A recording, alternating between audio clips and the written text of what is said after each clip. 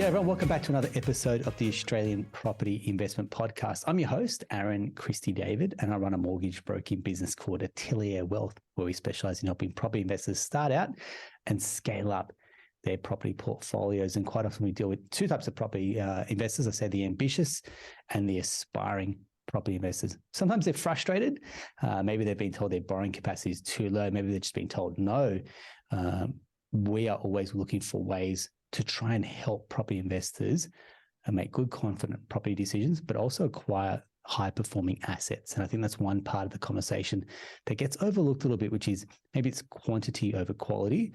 We like to flip it on its head and go buy quality rather than quantity, and quality never goes out of fashion. And a big part of an investor's team, and I think something that I say consistently flies under the radar, is their property manager. I don't call them a property manager, I call them an asset manager, because they're managing your greatest asset. And today we're joined by Lauren Robinson from Rental Results. G'day, Lauren. How are you doing? Yeah, good. Thanks, Aaron. Thanks for having me today. Not at all. I want to start by saying thank you very much for jumping on. Now, Lauren, you've been and you don't look it, and I hope that comes across as a compliment. Thank you. For quite some time. So we want to talk about with 2 decades of experience, having run your own property management and now having sold that, for example, having authored a book called Rented, for example, I know you've bought properties as well. There are a lot of strings to your bow that when you're talking to landlords, i.e. investors, and then talking to tenants, there's probably a sense of knowledge. There's probably a lot of empathy that comes out daily. And that's the kind of the essence that I want to take from you and share with our listeners as well, if that's all right. But before we kick off, a little bit about yourself personally, professionally, your own property journey in a nutshell, if you want to share. Yeah, I guess personally, like I started in property management when I was 18. I was really lucky to work for an amazing property management only company. It was I think one of the first in Queensland, perhaps even Australia. And so I worked there for 8 years. We had at the time 1,800 properties, and then they sold the business.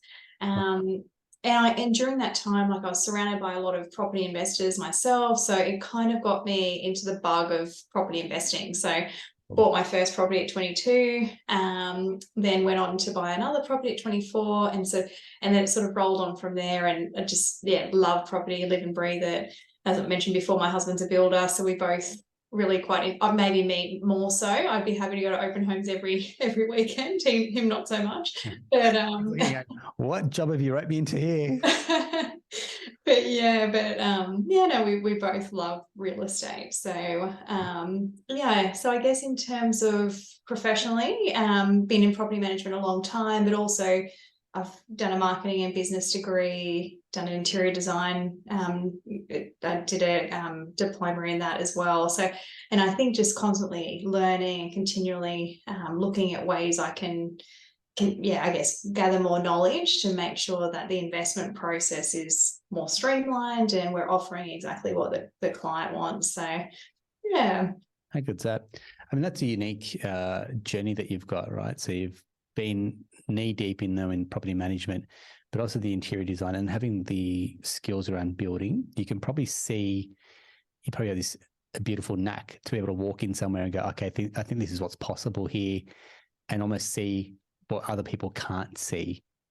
I think, definitely I've learned so much over the years from starting when I was, 18, not knowing much at all, and just being surrounded by all these amazing investors and seeing property every day and learning from a lot of the people that we work for as well.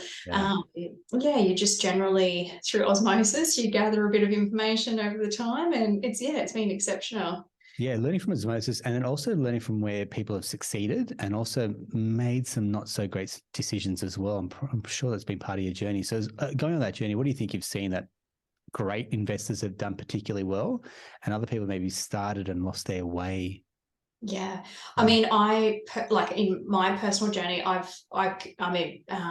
of those examples where perhaps I have made mistakes along the way, and you learn from that too. But I definitely have seen other people do the same. And I think really knowing from the very outset what your goal is with your investment property. So whether you're chasing capital growth, whether you want to develop the property in the future, or whether you're chasing really high rental yields, I think that's really important to understand that. I guess where I have nearly tripped up a few times, but also perhaps could have done better, is purchasing properties that I thought I would want to live in long term, and especially when I was 21. A property, and I actually got fairly lucky in that I purchased a townhouse in a small complex in Paddington in Brisbane, which was only 4 kilometres from the city. So, but I nearly bought off the plan, and I nearly bought in a really large development because the shininess and the pool and all of those things were really attractive. And I think if you're choosing to buy for lifestyle, that's a different sort of consideration. But I think I look back at what I spent on a property like a townhouse or an apartment when I was younger, and that, essentially that was pretty much all I could afford at that time. Right. But perhaps if I'd held out and bought land and a house, then I would have had more opportunities to develop that and create further wealth. And obviously we've seen a lot of growth in Brisbane, especially in the last few years. So it's a common something you reflect in hindsight for a lot of people going, I wish I bought a house. Yes. And I think, at the time though, your income was lower than what it is now. Your knowledge is less than it is now. Your deposit was less than what it is now as well. Definitely. So you generally get in at what you can afford. And for a lot of first timers, it's getting into a unit or apartment or a townhouse, maybe at best. And it's, well, do you try and buy something a little bit further out? That's land. And I think that's something you've touched on there. So sometimes it's buying for first time buyer benefits that gets you into the market as well. But asset selection, I think it's just get anything to get into the market, and that's serves you well if you're lucky. But I think what you're saying is, well, hang on, it's not just now getting into the market. So what's that actual longer term game plan as well?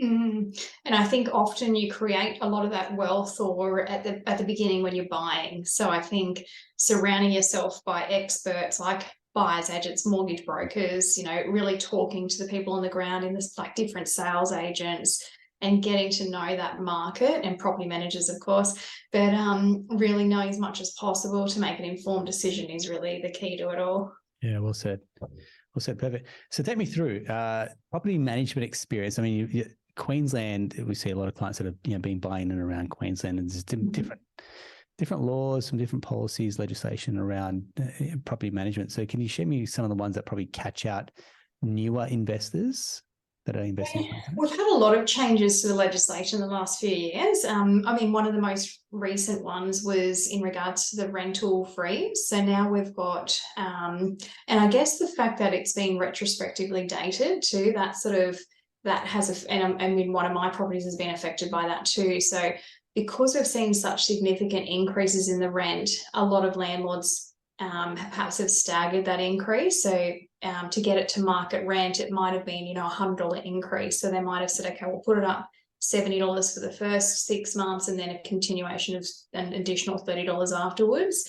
And with that new legislation that's come out, we can no longer increase that rent. So not the end of the world. And I guess we're in line now with a lot of other states, but it's just something to be aware of, because if you did have that increase in there, perhaps it kicked off in January next year, unless there's been 12 months between that rent increase, that no longer applies.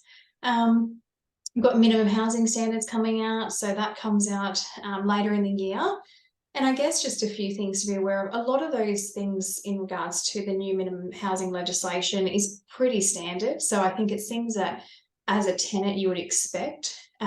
So things like mold, you would not expect to move into a property with mold, and making sure that the property doesn't have leaks and things like that. So there's nothing in there that I think is outrageous or going to cause investors any harm. I think if your property doesn't meet the standards, it's probably time to review that as an investor anyway, because we have obligations as landlords. So, yeah. Well said. Well said.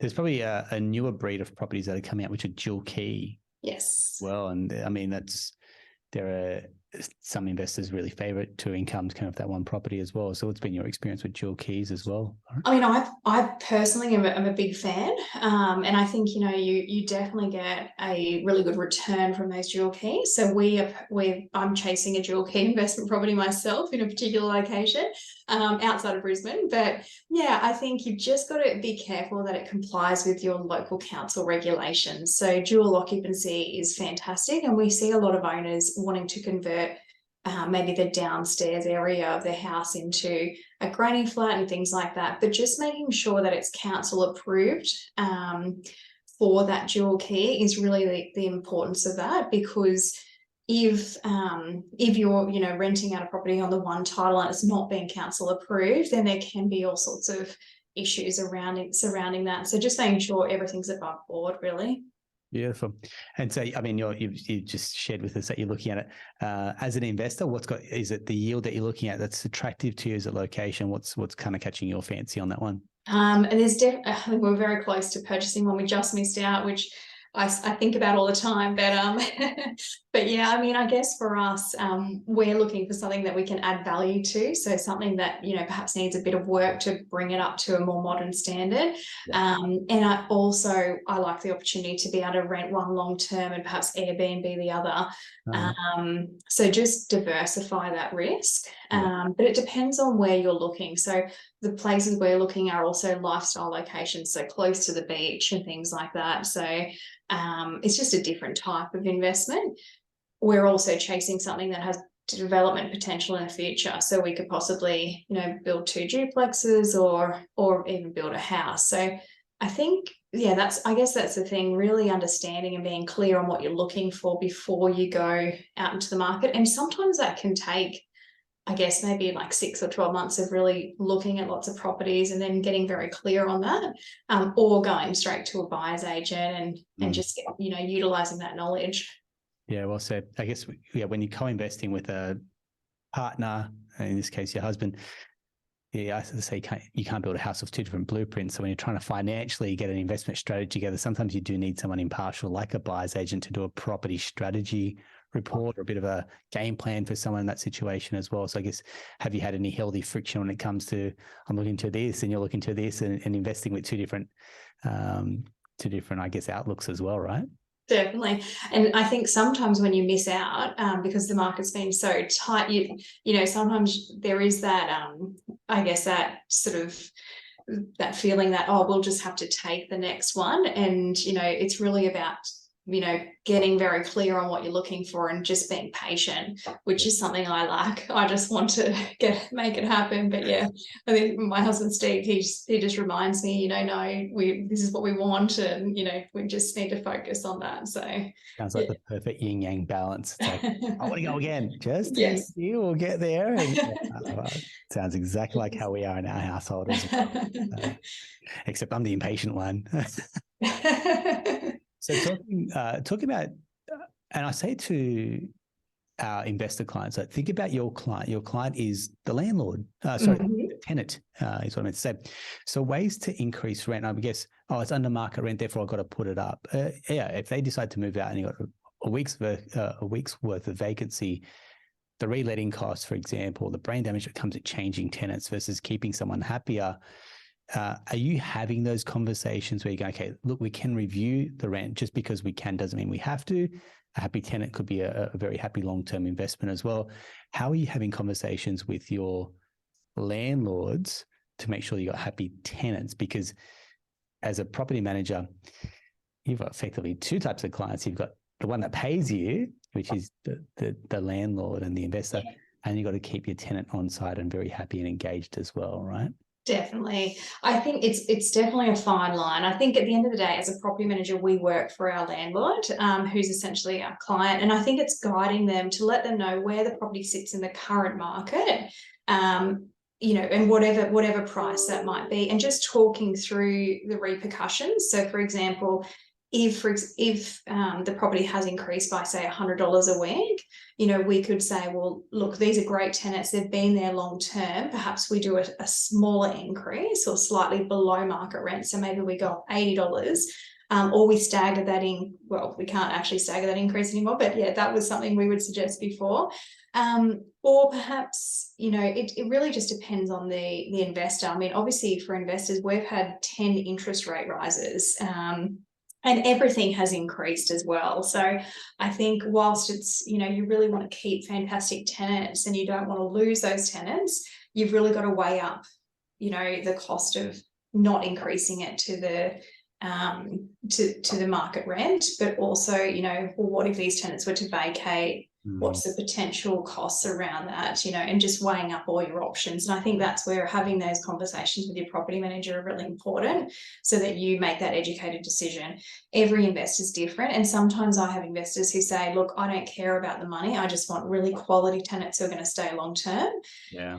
And other investors, that it does come down to the bottom line, and, whether they might have several properties and they need that increase to counteract all the interest rate rises.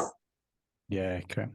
And then, so ways to increase the rent, for example, are you suggesting some other ways? I know that, especially in Queensland, for example, a house with a pool tends to have a premium, for example. Storage or garage is another one that attracts a premium. Yes. What are some of the other discussions you're having with your investor clients to go, well, if you do want to increase the rent or add some value, what are some other options, alternatives as well? I think it's looking at the particular investment property and then understanding that demographic and what they're prepared to pay more for. So, for example, if it's a property in a complex and perhaps it's a 2-bed, 2-bath, and there might be, 40, 50 apartments in there, it can be difficult to differentiate that. But adding things like additional storage above the car space, or, trying to think of things that the tenant might pay for. So perhaps it's security screens. We always suggest asking the tenants too, are there things that you would like to be added to the property that would add value for you? Dishwasher, a property without, show a thing, a property without a dishwasher. Dishwashers save marriages in my Definitely, yes. And especially for families, like if you're a single person, you probably don't mind as much about washing up after yourself. But if you are a family, it's a lifesaver. Same with allowing pets. So that's a new legislation that's come in, and it becomes more and more difficult, but a lot of families do have pets. So if you have a fully fenced yard, and you're in an area that's likely to attract a family with kids and pets, then they are going to be seeking a fenced yard to make sure everyone's secure. So I think it's just really, it's a case-by-case basis, and something we can definitely assist investors with, especially if they're looking at buying a property or even if they own one. More than happy to give advice around that particular property, the demographic and what they're seeking. Love it. Love it. Thank you very much. And then I guess going upstream a little bit is, so I've got an investment property. Now I'm looking to put a tenant in there, for example, and I think I referred to you as an asset manager.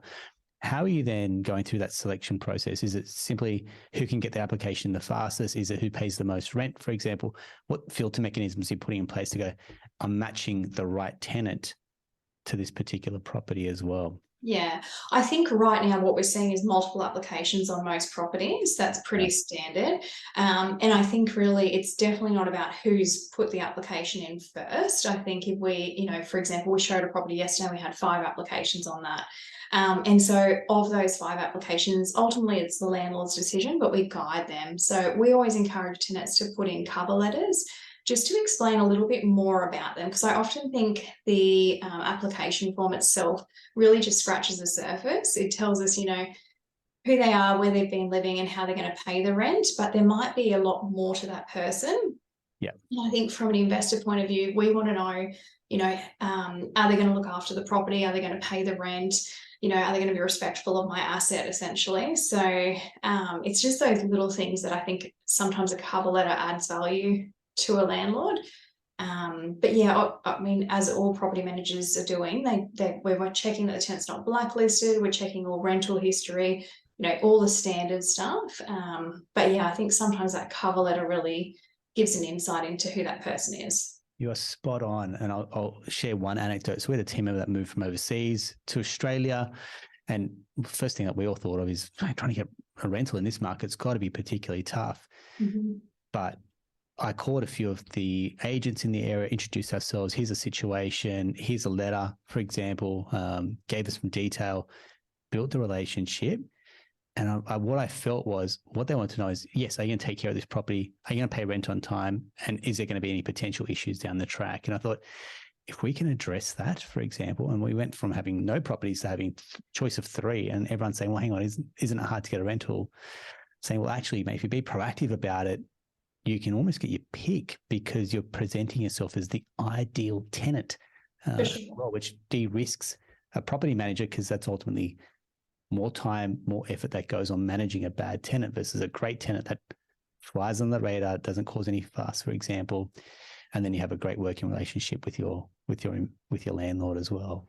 Exactly. And I mean, sometimes we have tenants who perhaps are not employed at the time, but have money in the bank account. So rather than, that is a risk for the landlord that they could go out tomorrow and spend that money on a car or something. So perhaps they might decide to offer the rent in advance. So that takes away that risk. So I think, if you're a tenant looking at how to put your best foot forward, obviously a cover letter, but also just working out, well, where do I sit amongst the other applicants that perhaps are going forward, and how would I satisfy those risks that might be something that the landlord picks up. Spot on. Even when we're clients that are purchasing, I'm like, the cover letter, because the agents are meeting so many people coming through. Yeah. Your photos on a cover letter, a little bit about us. Here's what we're looking to do, and here's the ideal home that we're looking to buy. Sell the story a little bit. Yes. Create an unfair advantage for yourselves, but it's a bit like a resume. Like you're putting your best foot forward for a job. You're going to put your best foot forward, whether it's for buying a property or securing a rental as well. So I think it's sage advice there, and thanks very much for sharing. One of the other, I'll call it a gripe, and you probably have the same thing as well, is when we go to look at photos and there's like a photo of the outside and one photo of the inside, and it doesn't sell the property. And I'm like, well, what is with the lack of photos? And we see this all the time, even in commercial, for example, where commercial properties, when they're going to sell them or rent out commercials, and there's one photo or two photos, like what is the property hiding? Is coming as my first thought, and why are the photos so poor? Yes. I'm sure you're not guilty of this, but can you tell me what is up with that?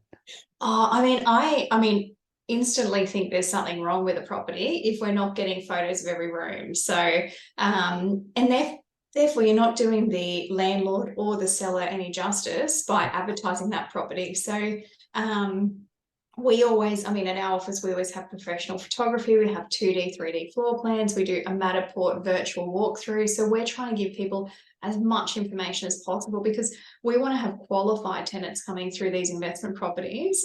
It just saves everybody time. Our office, the tenant, we don't want to waste their time either. If the layout's not going to suit their needs, there's no point having a master bedroom and 3 young children on different levels if that's not what the family are looking for. So I think providing as much information as possible is really the key to making sure it all works well.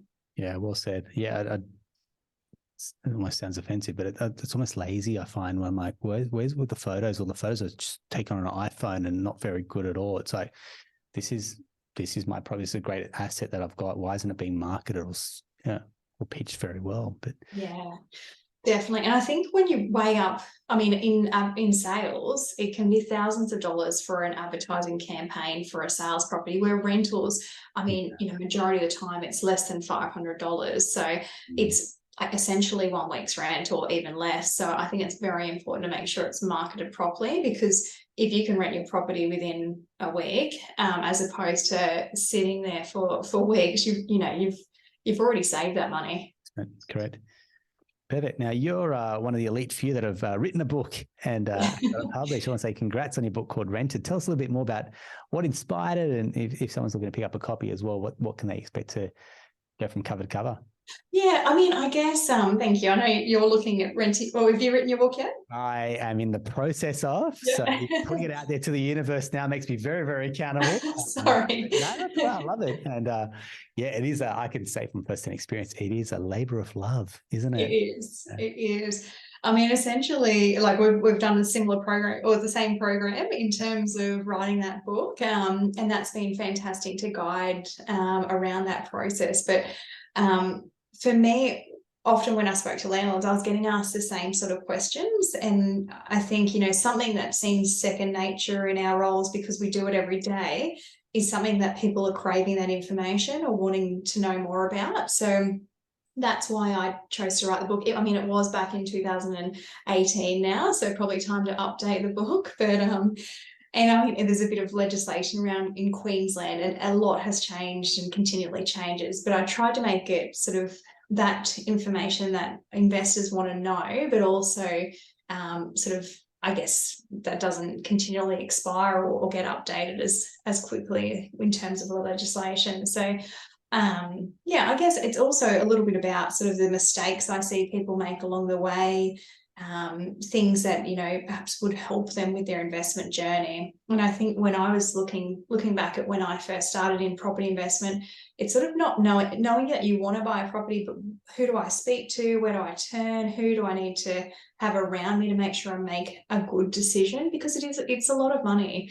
And probably one of those things that, it's definitely not an everyday occurrence, and you just don't want to make mistakes along the way. Yeah, well said. Well said. And I think to your point around the book, it's nothing about you. It's almost, this is how people take information in. So retain. Yes. And so something like this, where people may listen to the podcast, may watch the video, for example, or read the article. Same with the book. Some people learn through touching that tactile and reading a book and making some notes and then learning then to follow you. It's like, that's the journey that someone may need to go on to absorb that type of information as well, isn't it? Definitely. And I think, as someone who's done it like yourself, like I think there's much information that we can share with others, and they perhaps don't make mistakes that we've seen or we've done ourselves, the better, really, because I think there's a lot that we can impart on people.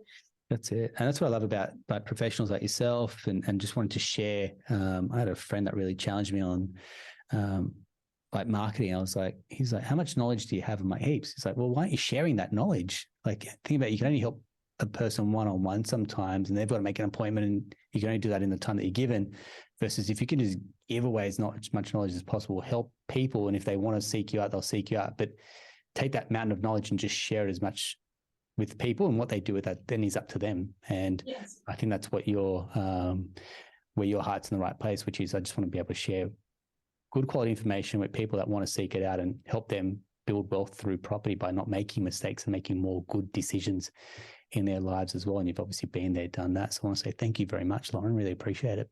Oh, no, thank you. I've listened to many of your episodes too and learned a lot along the way too. So I think, it's fantastic, these podcasts, because they really do give back, which is great. Isn't it? It's a great community of people that have come on, be willing to share their time and share their knowledge, and great investors. Anyone that's done well in any field is generous with their time and their knowledge, because they want to see other people do well. And we come from like a really heart-centered place like that, that people, their prosperity, no one's threatened by that. In fact, we want to see more people rise and grow their wealth as well in a great way, because great investors will then pay that forward. And renting, while it might serve you for a certain time in your life, that could be there for that person's life to then help them to go and buy their own home, for example. And so that treating tenants with respect as well, I think, is a big part of what we say to our investor clients, which is, we probably all rented at some stage in our lives, and we just wanted a fair landlord, isn't it? Yes. Oh, for sure. And I mean, I think some of our team are renters as well. And I think one of the best things that we gain out of them going out and trying to find a rental property is we always try and debrief afterwards is, how was that experience? What happened? And it's really actually interesting, because we're like, okay, well, what could we do to make that better? Because we want to try and take that stress away from tenants so that it's actually a nice experience. It's not delayed, and we want it to be a better experience all around. Empathy is a powerful thing. Yes. Yeah. Well, we've all been there, and we all know what it feels like. And I think, it's just making sure it's stress-free, because it is a really quite a stressful time, especially in a market like we're in now, where there's limited stock. Yeah. You hear some hard stories about people that are having their rents pushed up by $100, $200 a week. And you're like, I understand it's a capitalist world we live in, but there's also some socialist elements to it. We're like, okay, just because you can doesn't mean you have to. There's someone else at the end of that could be struggling to make ends meet. And so it's, obviously some things come out in the budget. There's obviously legislation changes around that as well. I think Airbnbs and some places across Australia putting caps on that as well. So I think the government's trying to do what they can. Obviously, interviewing with the property market has its own unintended consequences as well, but I guess it's a free market on the flip side to that as well. Yeah, definitely. Perfect. Hey, Lauren, I want to say thank you again. Really appreciate it. If you want to get in touch with Lauren and her team at now, I feel like you've changed the name to Longview. Yes, we've rebranded a few weeks ago to Longview, Queensland. So we've got a sister office in Melbourne. But But yeah, so we can help clients in Melbourne as well as Brisbane. But more than happy to, if anyone wants to reach out. And I do have a list of questions that I can share with you, that questions to ask a potential property manager that might just help people when they're on their search for a potential property manager. Excellent. I'll put you on the spot. We may even get a couple of copies of your book as well, maybe to give away. Yes, Or two. of course, yes. Out there. Oh, that'd be great if we could do that. So if you are keen, you want to find out more, check out Lauren's website details, connect with Lauren via socials, and we'll also run a giveaway on one of a couple of books to give out as well. That's a wrap for another episode of the Australian Property Investment Podcast. If you found that helpful, feel free to leave us a review, or better yet, just drop us a line with some questions that you'd love to have answered in future episodes as well. And until next time, take care.